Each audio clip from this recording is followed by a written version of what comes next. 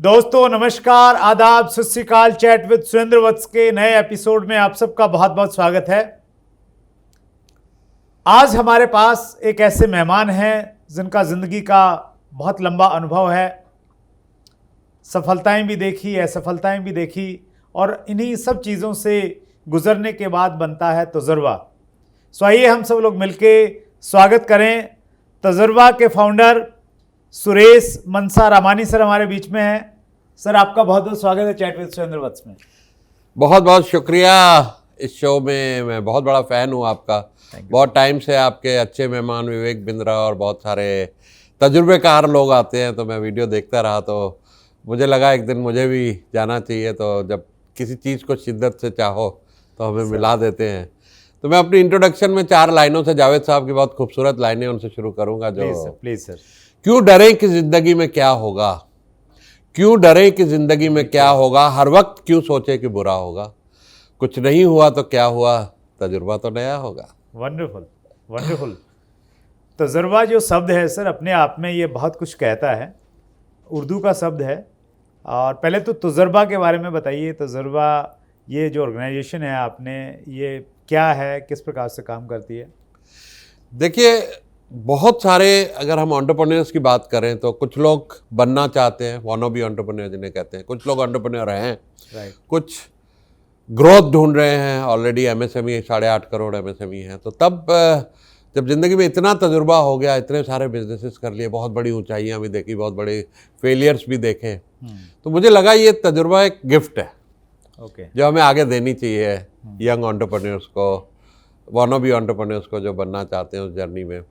और उस सारे तजुर्बे को अगर मिला लें, आपका तजुर्बा है 20-30 साल का, 40 साल का, मेरा 40 साल है, तो 70-80 साल तो तजुर्बा यही बैठा है जो हम लोगों के साथ आज शेयर करने वाले हैं। तो अब एक कम्युनिटी हो जहाँ हज़ारों साल का तजुर्बा जुड़ जाए, तजुर्बेकार लोगों को उन लोगों से जुड़ाया जाए जिनका तजुर्बा हो, तो यंग एंटरप्रेन्योर की एनर्जी और हमारा तजुर्बा कितना कमाल कर सकते हैं, तो आप समझ सकते हैं। दैट्स ग्रेट सर, बहुत अच्छी सोच है और एक नई सी शुरुआत है। तजुर्बा जो आपका ज़िंदगी का हुआ उसके बारे में एक बार जानना चाहेंगे, आपकी थोड़ी बैकग्राउंड, मतलब आपका अब तक का सफ़र और उस सफ़र से जो सबक आपने लिए वो।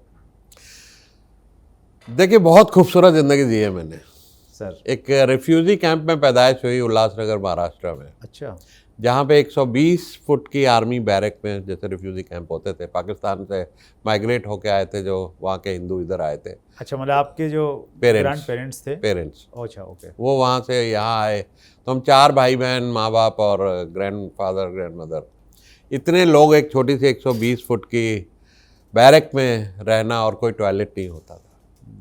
500 मीटर दूर गंदे टॉयलेट, बहुत सारे अनहाइजीनिक, पब्लिक टॉयलेट में जाना पड़ता था। तो वहाँ से जर्नी शुरू करके फिर मेरे फादर की नौकरी थी, वो लखनऊ शिफ्ट हो गए। लखनऊ से फिर 71 में हम दिल्ली आए, तब से यहाँ हैं। तो इस सारे सफ़र में बड़े सारे स्ट्रगल रहे। स्कूल भी, जब पैसे नहीं होते तो स्कूल भी उस ज़माने में वैसे ही होते थे, टेंट वाले स्कूल होते थे, बिल्डिंगें नहीं होती थी, और मार बहुत पड़ती थी उस ज़माने में। मतलब स्कूल ने तो ऐसा करा कि हमारी क्रिएटिविटी ख़त्म कर दी बिल्कुल। या रट्टा लगाओ या फेल हो जाओ। तो उसमें मैं फेल भी हुआ 2-4 बार, और मेरे पर लेबल लगा दिया कि तुम यहाँ के सबसे ही बेकार और डम स्टूडेंट हो। अच्छा। जैसे आइंस्टाइन को कह दिया गया था कि तुम सबसे बेकार हो, मेरे साथ भी कुछ कुछ वैसा ही हुआ। तो जैसे तैसे करके भाई कभी प्रमोट हुए, कभी फेल हुए, करते करते ग्रेजुएशन तक पहुँच गए। हिंदी मीडियम, अंग्रेजी का एक इस मुल्क में बहुत बड़ा कॉम्प्लेक्स है। जब कॉन्वेंट एजुकेटेड लोग सामने बोलते तो हमें लगता है बड़ी हीन भावना आ जाती है, हमें तो कुछ आता ही नहीं, ये बड़े इंटेलिजेंट है। तो वहाँ से मैंने 300 रुपये की एक नौकरी की। मैं एक्टर बनना चाहता था, ड्रामा करता था, थिएटर करता था, लेकिन फादर की डेथ हो गई, नौकरी करनी पड़ी। तो नौकरी बाय चांस गारमेंट एक्सपोर्ट में करी। तो वहाँ मुझे बड़ी एक इंस्पिरेशन मिली, क्योंकि कुछ इंडस्ट्री ऐसी होती है, इंडस्ट्री के जो 4 फेज होते हैं, आपको भी पता होगा कि introduction, growth, consolidation and decline. तो इंट्रोडक्शन और ग्रोथ के बीच में मैं उस इंडस्ट्री में आया, तो बड़ी जल्दी जल्दी अमीर बन रहे थे लोग। मेरे बॉस की हिस्ट्री मैंने देखी, यार ये तो अभी 3 साल पहले से एक छोटे से कमरे में 20 मशीन लगा के शुरू किया था जी, ये टोयोटा चला रहा हूँ। दोनों इंपोर्टेड गाड़ियाँ होती थी, फिएट एम्बेसडर ही आती थी। तो मुझे बड़ी इंस्पिरेशन लगी कि मैं भी करोड़पति बन सकता हूँ। उससे पहले मेरा सपना था कि 1000 रुपये की नौकरी बहुत होती है। तो मैंने फटाफट अपना काम 2 साल करके शुरू कर दिया। 30 मशीन लगा के, कुछ पैसे इससे, कुछ पैसे उससे। सस्ता जमाना था, 20-25 हज़ार में धंधा शुरू हो जाता था। तो बड़ी स्ट्रगल जी, 7 साल जब ना पैसे हो, ना एजुकेशन हो, ना अंग्रेजी हो, गाड़ी भी नहीं, बस में चलना है। और मुझे याद है बस पे एक बार लटकते हुए पुलिस के डंडे भी खाए थे मैंने। अच्छा। तो तब सोचा था कि एक ज़िंदगी में बाइक ज़रूर लूँगा। तो वो चलते हुए जल्दी जल्दी बड़ी मेहनत करके, शिद्दत के साथ, बड़ी, जब कुछ नहीं तो मेहनत ही है हमारे पास। यस। तो वो करके हम जल्दी से 7-8 साल के स्ट्रगल के बाद पहला ट्रिप अमेरिका लगा, तो वहाँ से ज़िंदगी पलट गई।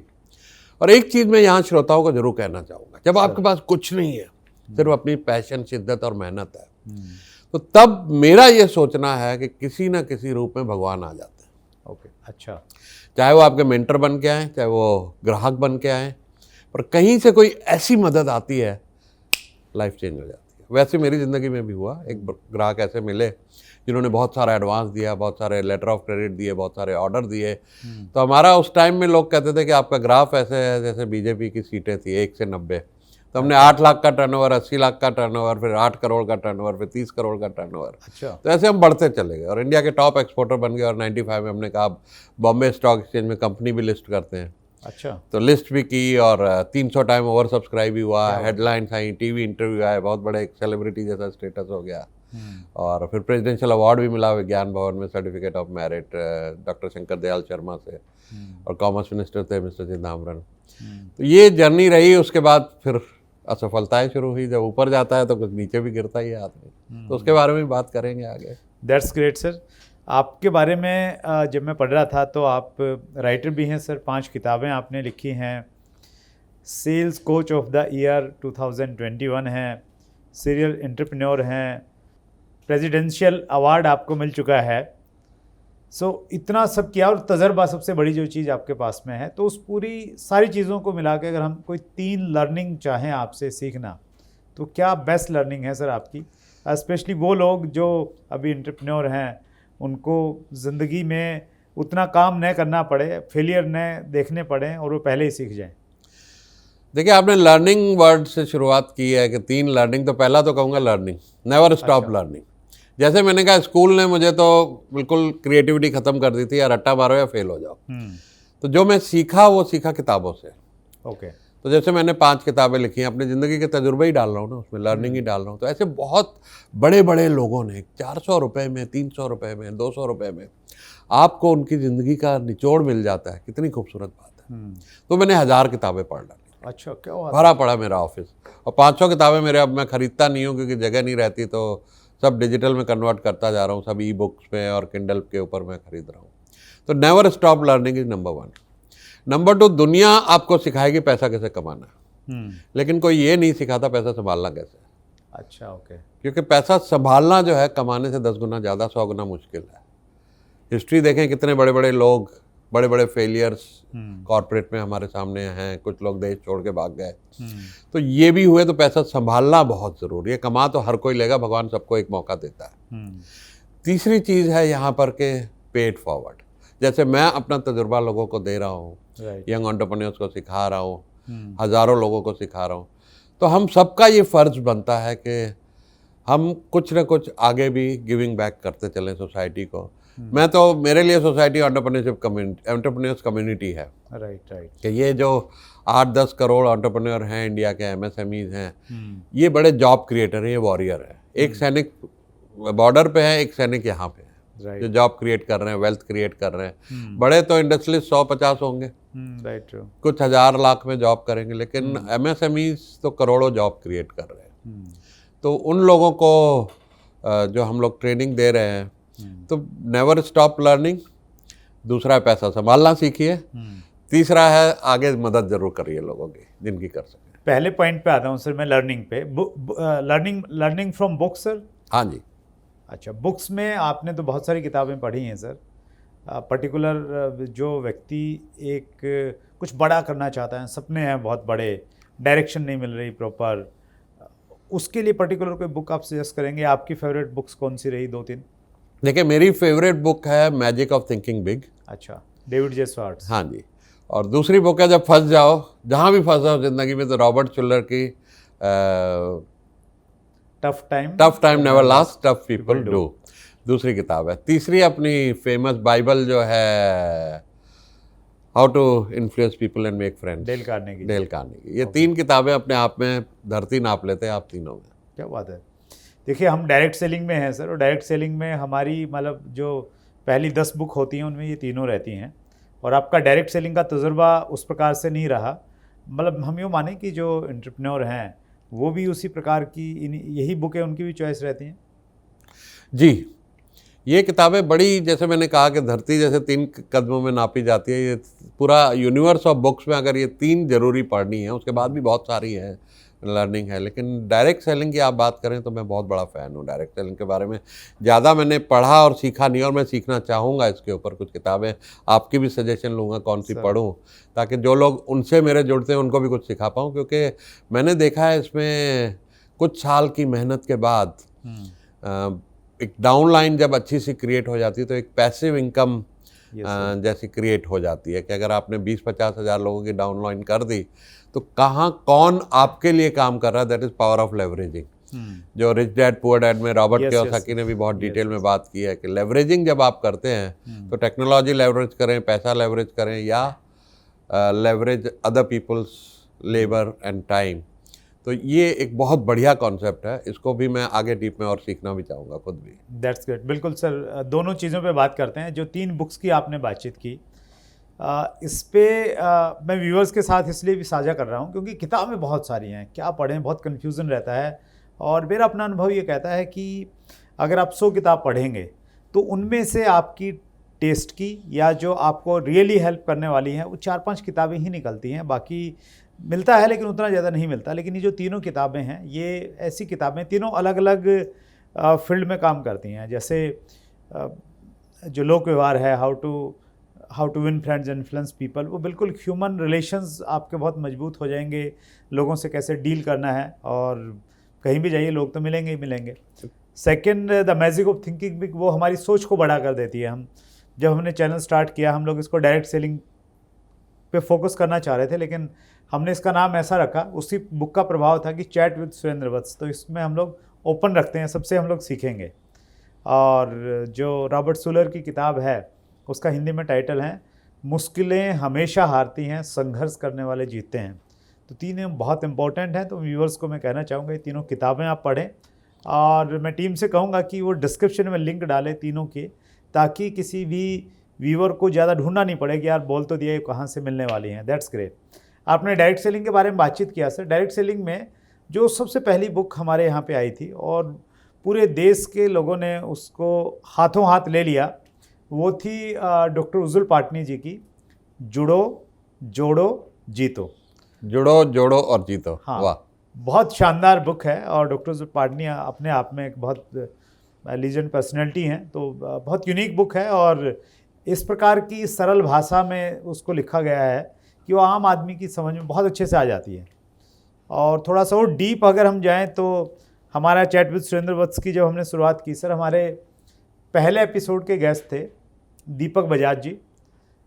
बहुत शानदार पर्सनैलिटी हैं और डायरेक्ट सेल में तो बहुत बड़ा नाम है उनका। तो उनकी किताब है B a network marketing Millionaire. Okay. तो मैं उसको डायरेक्ट सेलिंग का मैनुअल बोलता हूँ। तो डायरेक्ट सेलिंग की सारी चीज़ें उसमें उन्होंने दी। काफ़ी एक अच्छी मोटी किताब है, तो वो आप भी ट्राई करेंगे।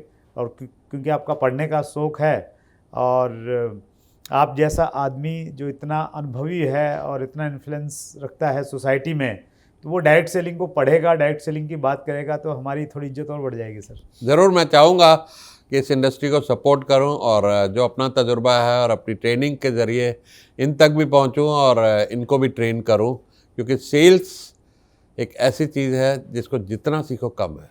That's great sir. और सुबह से शाम तक हम कुछ तो बेच ही रहे हैं। Yes true.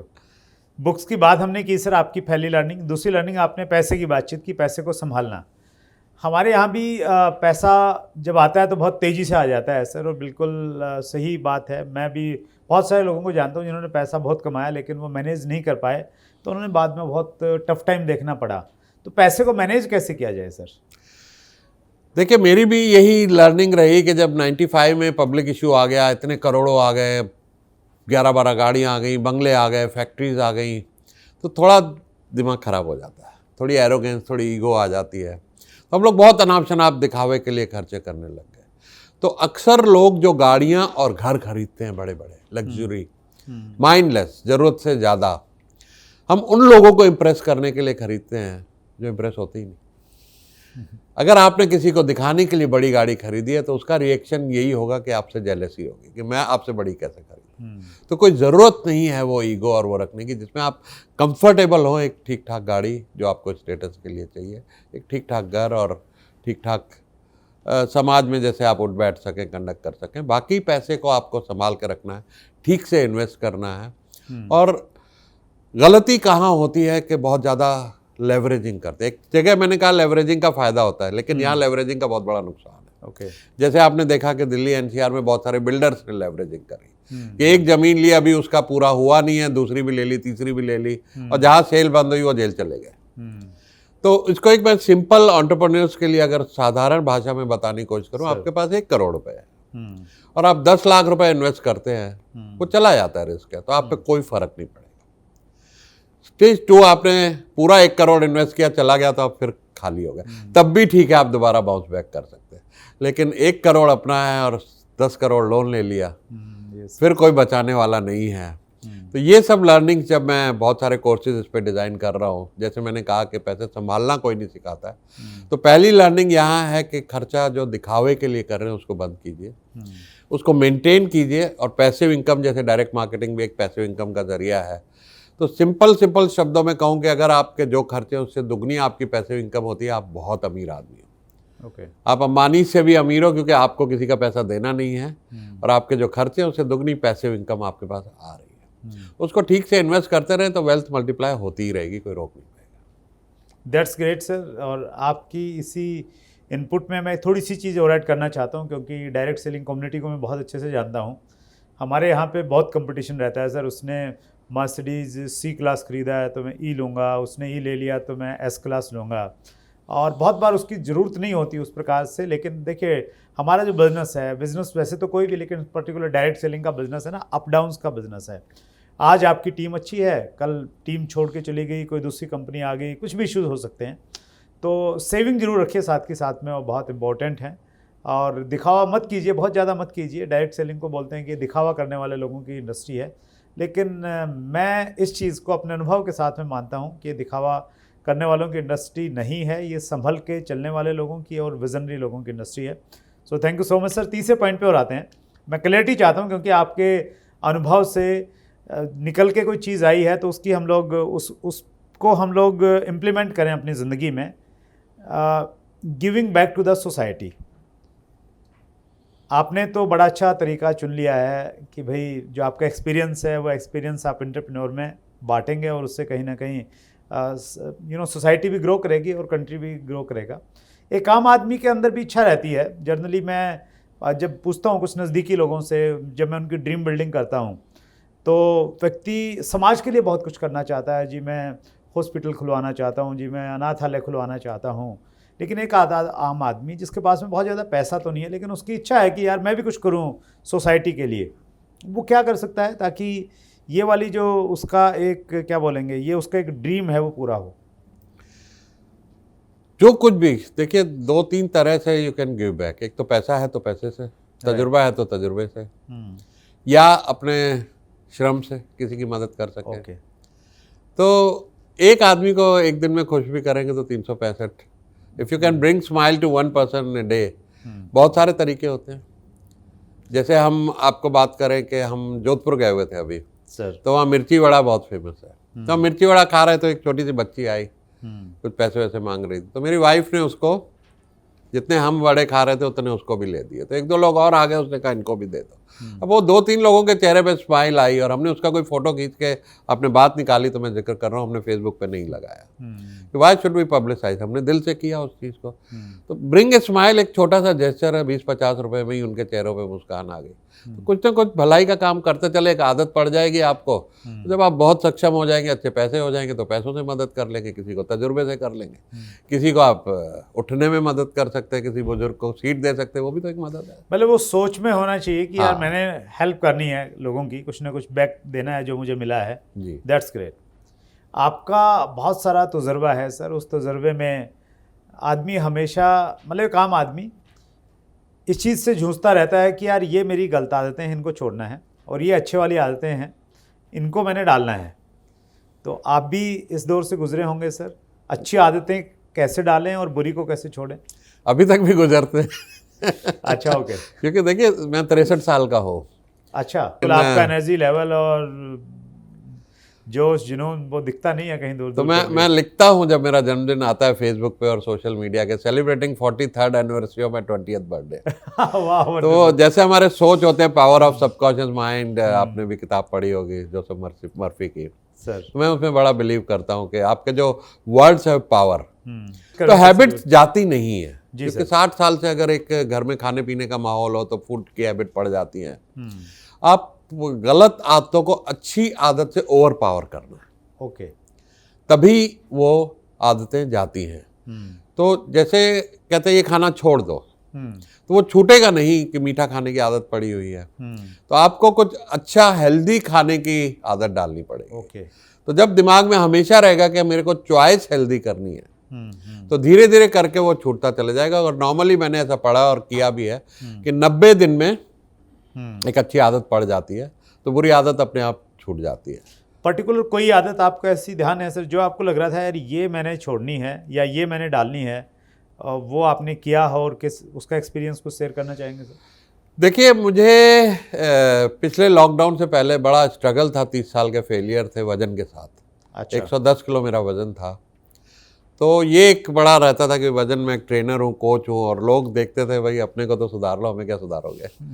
उनकी आंखों से मुझे लगता था कह रहे हैं अपना वजन तो ठीक कर लो। और लोगों ने कहा भी, एक दो लोगों ने जो करीबी लोग थे, मैंने कहा इसको ठीक करना है। तो लॉकडाउन में एक अपॉर्चुनिटी मिली, जाना आना बाहर था नहीं, तो मैंने एक कंसल्टेंट किए। कोच की ज़रूरत हम सबको होती है, हेल्थ कोच के लिए। तो उन्होंने एक अच्छा मुझे डाइट प्लान ईजी दिया और मैंने वो करके 90 दिन का, मैं OKR कोच हूँ तो 90 दिन में गोल अचीव कराता हूँ लोगों को। तो मैंने भी 90 दिन का टारगेट बनाया और 25 किलो 90 दिन में हटा दिया।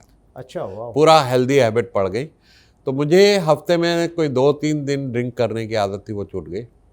और खाना भी उस हिसाब से हेल्दी नहीं था। अब नॉलेज आ गई कि हेल्दी क्या है, न्यूट्रिशियस फूड क्या है, तो वो किया। और डायबिटीज़ हो गई थी मुझे, जो मैंने पूरी रिवर्स कर दिया। मैं 0 मेडिसिन में था, एक ही मेडिसिन लेता था डायबिटीज़ की, वो भी ख़त्म हो गई ज़िंदगी में। तो किसी भी तरह की अब मेरी ज़िंदगी में मेडिसिन नहीं है और काफ़ी परफेक्ट हेल्थ और परफेक्ट हैप्पीनेस के साथ जीता हूँ। OKR की आप बहुत बात करते हैं सर, ये क्या है, कॉन्सेप्ट क्या है सर ये? इसको बोलते हैं ऑब्जेक्टिव की results. Okay. O for objective, KR for की रिजल्ट्स। राइट। तो 1979 में एंडी ग्रोव करके इंटेल के फाउंडर थे। अच्छा, तो उनको कंपटीशन था मोटरोला से, चिप लगती है कंप्यूटर में इंटेल की, सब जानते हैं। Yes yes. तो वो क्रश करना था। तो management by objective, MBO Peter Drucker management गुरु हैं, उन्होंने एक कॉन्सेप्ट बनाया था। तो एंडी ग्रोव ने उसको रिफाइन किया कि ऑब्जेक्टिव की रिजल्ट, कि गोल अलाइन नहीं होते हैं। एज ए कंपनी ओनर मैं तो कह दूंगा इस साल इतनी टर्नओवर करेंगे, या डायरेक्ट मार्केटिंग में जी हम इतनी डाउनलाइन बनाएंगे, लेकिन वो गोल आपका है, जो आपकी डाउनलाइन तो अलाइन नहीं है ना उससे। तो ऐसे ही कंपनी में जब CEO गोल बनाता है तो अकाउंटेंट चपरासी को तो कोई मतलब नहीं है। तो ऑब्जेक्टिव की रिजल्ट पूरी कंपनी को अलाइन करता है। अच्छा, ओके। जैसे केरला में आपने बोट रेस देखी है, 100-200 लोग, यस यस। ये कंपनी का माहौल बन जाता है। ओके। अब ये था, सारी बड़ी बड़ी कंपनियां कर रही थी, गूगल, अमेजॉन, उबर, रिलायंस, फ्लिपकार्ट, वॉलमार्ट। MSME को कोई पता ही नहीं इस बारे में। वो इतने महंगे महंगे कोच हैं, सारे अमेरिकन कोच हैं इसके अंदर। तो मैंने जब वो सर्टिफिकेशन ली, मैंने कहा इसको MSME में भी लाते हैं और इंडिविजुअल पे भी लाते हैं। अच्छा। तो इंडिविजुअल में मैंने अपने वेट लॉस पे लगा, और वो 90 दिन के गोल बनते हैं। तो 90 दिन बड़ा क्लोज एक पीरियड है, यू आर फोकस्ड, और हर हफ्ते आप ट्रैक कर रहे हैं, अपने आप को नंबर दे रहे हैं, टीम को भी नंबर दे रहे हैं उसके ऊपर। तो वो करने से लोगों के तो प्रॉफिट दुगने हो गए 90 दिन में। किसी ने 20-25 किलो वजन कम कर लिया। तो इस तरह के मिराकल बहुत हो रहे हो OKR में हमारे यहाँ। तो हमने MBA के बारे में तो सुना है sir, master in business administrator. आपने DBA बना दिया जी। तो DBA क्या है सर ये, और किस प्रकार से काम करता है? देखिए मुझे एक सपना था कि मेरे नाम के आगे डॉक्टर लगे। अच्छा। तो मुझे अभी 2 हफ्ते पहले कैलिफोर्निया पब्लिक यूनिवर्सिटी से ऑनरेरी डॉक्टरेट की डिग्री मिली। तो now I am doctor Suresh Mancharmani. तो उसमें लिखा हुआ है डॉक्टरेट ऑफ बिजनेस एडमिनिस्ट्रेशन। अच्छा। तो मैंने कहा ये, अब जैसे दिमाग सोचता है कि OKR गूगल से आम लोगों तक पहुंचाऊं, तो मैंने कहा डॉक्टरेट भी आम लोगों तक पहुंचाएं। तो मैंने एक 3 महीने का कोर्स लॉन्च किया है, जिसको मैंने नाम दिया डॉक्टरेट ऑफ बिजनेस एडमिनिस्ट्रेशन। कि इतना तजुर्बा हो गया कि कहाँ 20 मशीन से इंडिया के top exporter, top business coach, top sales coach, ऐसी ऐसी चीज़ें मैंने ज़िंदगी में करी हैं।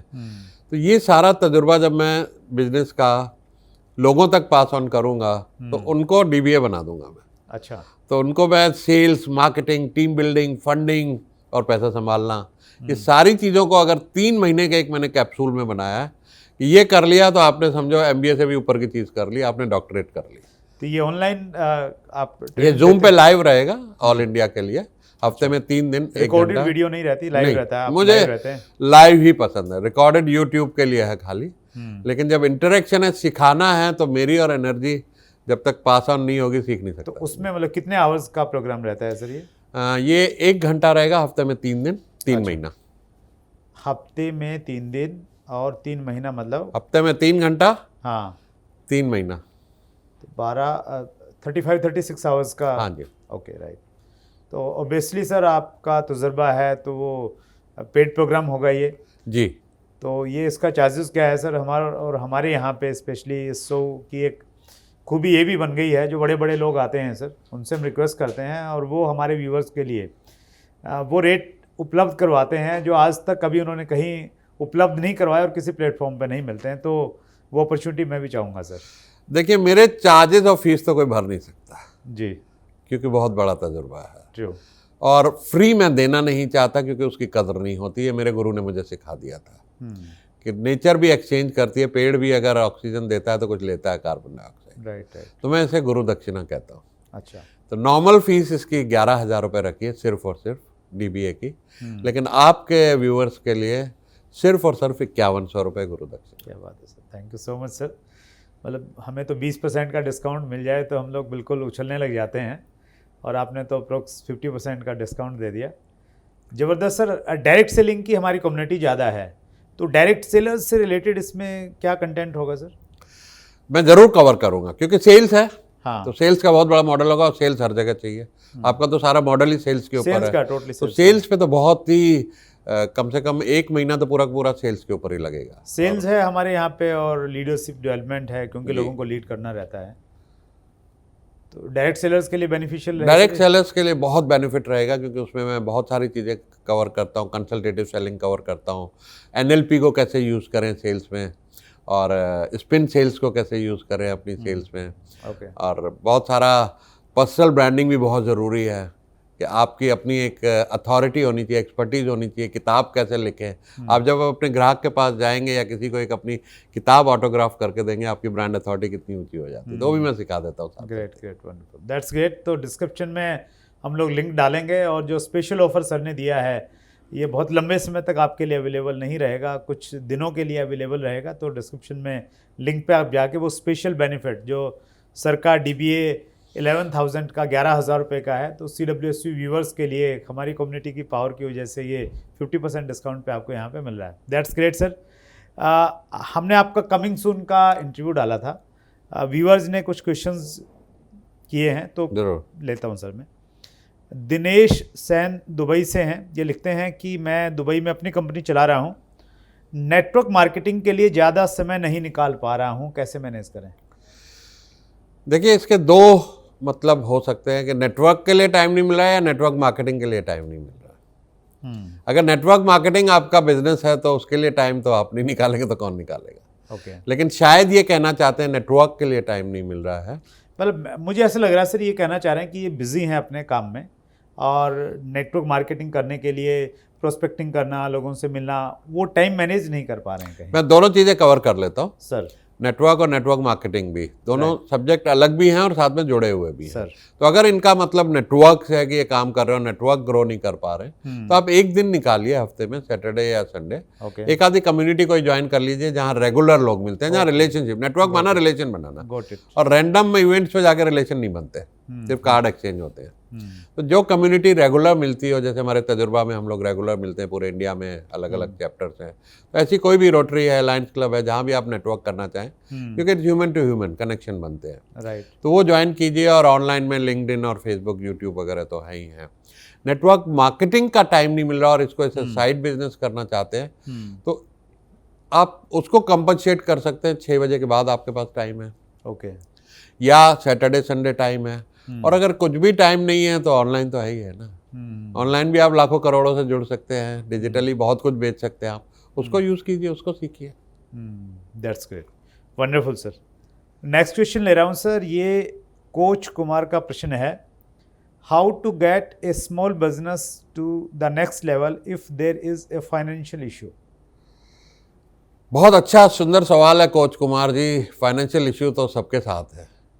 आज मुकेश अंबानी, अनिल अंबानी से लेके एक जो नीचे से शुरू कर रहा है उसके साथ भी है। तो ये संघर्ष तो मैं एक बार इनको सुन रहा था, सुनील भारती मित्तल को, हमारे टाइकॉन में एज ए स्पीकर आए थे। तो उन्होंने कहा जब मैं 10 करोड़ का बिजनेस करता था तो कुछ लाखों करोड़ों की लड़ाई रहती थी, अब मैं लाखों करोड़ों का करता हूँ तो कई हजारों करोड़ों की लड़ाई रहती है। तो ये संघर्ष तो चलता रहता है, लेकिन money is never a issue, resourcefulness. आप सोचिए कि आप किस तरीके से फाइनेंसिंग कर सकते हैं अपने बिजनेस को। बहुत बढ़िया इकोसिस्टम है आजकल। आप एक फाइनेंशियल पार्टनर ले सकते हैं, आपके पास किसी चीज़ का नॉलेज है, एक्सपर्टीज है, तो पैसा लगाने वाले बहुत हैं। उनको आपने 3 चीज़ें सिखानी है, बतानी है। एक पेपर पे बिजनेस प्लान बनाइए सिंपल सा, पैसा सेफ है कि नहीं है, उसकी सिक्योरिटी दिखाइए। मे बी आप पढ़े लिखे हैं, आपको एक्सपर्टीज है, पुराना तजुर्बा है, वापसी कितने टाइम में पे बैक पीरियड होगा, उनको कमाई कितनी होगी। ये 3 चीज़ें आपने तरीके से एड्रेस कर दी, पैसा लगाने वाले बहुत हैं। आपको क्राउड फंडिंग मिल सकती है, बहुत सारे क्राउड फंडिंग प्लेटफॉर्म हैं, वीसीज हैं, एंजल इन्वेस्टर हैं, सीड फंडिंग है, गवर्नमेंट की स्कीम है, इंक्यूबेटर स्कीम है। आप गूगल करिए तो सही, बहुत कुछ रिसोर्सेज भरे पड़े हैं इकोसिस्टम में जहाँ से आपको फाइनेंशियल हेल्प मिल सकती है।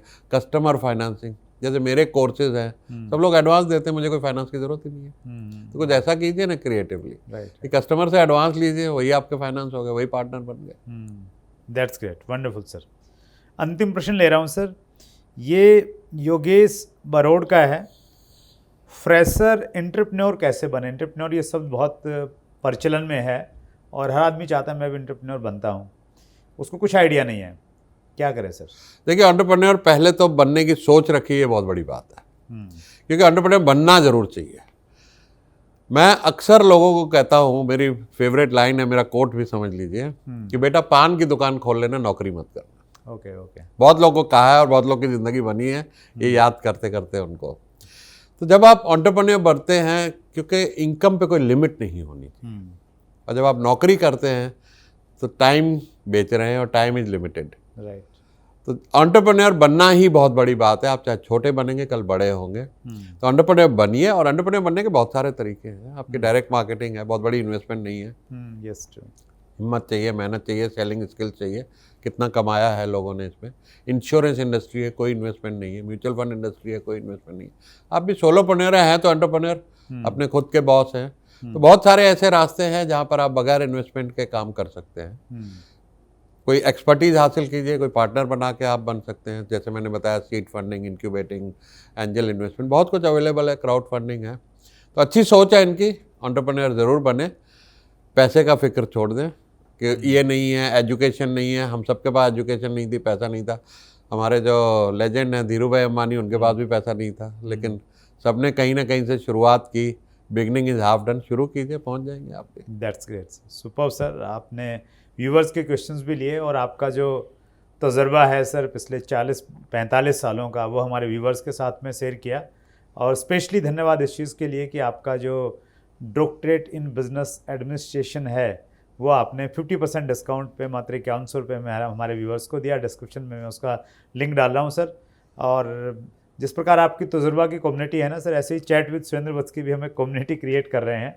और जो हमारे साथ एक बार जुड़ता है तो वो हमारे व्यूवर्स के साथ में हमेशा के लिए जुड़ जाता है। तो उम्मीद करते हैं सर फिर किसी दिन इसी मंच पे दोबारा मुलाकात होगी। समय निकालने के लिए दिल की गहराई से बहुत बहुत धन्यवाद सर। बहुत बहुत धन्यवाद, और सब व्यूअर्स का भी बहुत बहुत शुक्रिया हमारे साथ आज जुड़ने के लिए। और आप जैसे जैसे ये वीडियो देखते रहेंगे तो 4 लाइनों के साथ फिर एंड करूँगा। इन अनजान राहों पे मुझे चलने का तजुर्बा नहीं था। क्या बात है। इन अनजान राहों पे मुझे चलने का तजुर्बा नहीं था, इन राहों ने मुझे एक तजुर्बेकार राही बना दिया। Wonderful, that's great, thank you so much. So ये थे तजुर्बेकार राही सुरेश मनसा रामानी सर। बहुत बड़ा काम कर रहे हैं, स्पेशली यूथ के लिए अपने अनुभव साझा कर रहे हैं अपने प्लेटफॉर्म तजुर्बा के माध्यम से। अगले मंगलवार को रात्रि 8 बजे फिर एक बड़ी पर्सनैलिटी आपके सामने उपस्थित होगी। अगर आपने चैनल को सब्सक्राइब नहीं किया है तो सब्सक्राइब कीजिए। मालूम कैसे चलेगा कि अगले मंगलवार को कौन आपके बीच में आने वाले हैं। इसी प्रकार रिकमेंड करते रहिए, लाइक करते रहिए। किन लोगों से मिलना है वो नीचे डिस्क्रिप्शन में डालते रहिए। Thank you very much. अपना ख्याल रखिएगा।